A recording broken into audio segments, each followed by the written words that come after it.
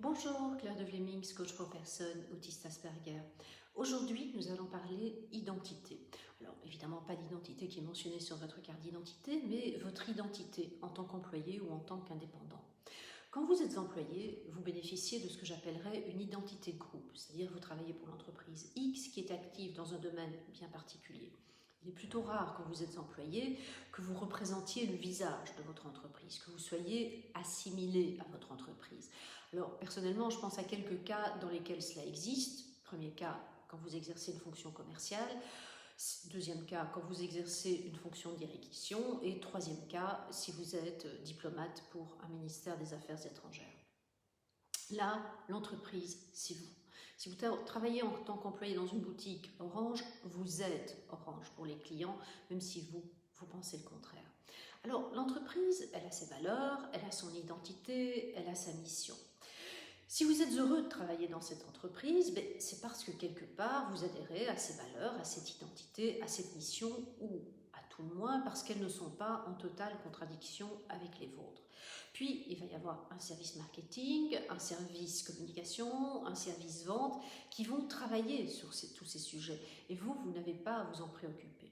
Mais quand vous êtes indépendant, votre entreprise, c'est vous, tous les jours et tout le temps.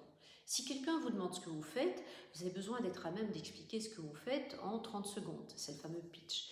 Et n'importe qui peut vous poser cette question à peu près n'importe quand.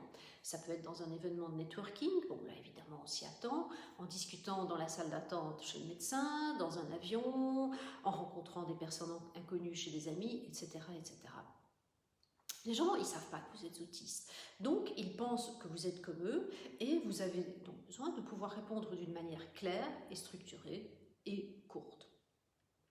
Quand vous êtes indépendant, vous avez besoin aussi de développer une identité forte, ce qu'on appelle le personal branding, que ce soit en réel ou sur les réseaux sociaux.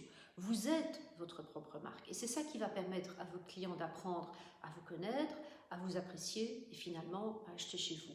Moi, je suis la marque Claire de Vlemings. J'ai identifié ma mission, mes valeurs, ce sur quoi je communique. J'ai mon logo, mon visuel, mon site web, mes capsules vidéo sont toujours formatées de la même manière. Elles paraissent le même jour à la même heure, normalement.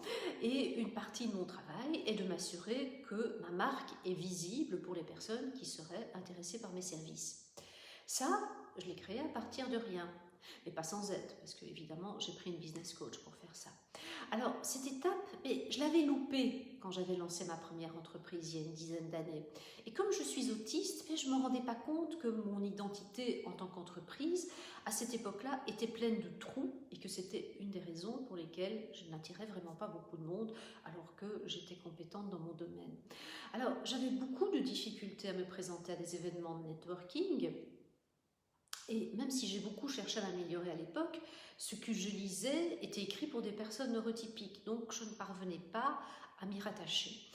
Le développement de cette identité est donc très important, comme vous le voyez. Il a besoin d'être structuré, d'être suivi, et vous avez réellement besoin de faire preuve de constance. Et cette identité, elle a besoin d'être reliée à quelque chose d'encore plus profond chez vous, et c'est votre mission, et ça, ce sera le thème de la prochaine vidéo. Je vous souhaite une belle journée ou une belle soirée, puis je vous dis à très bientôt.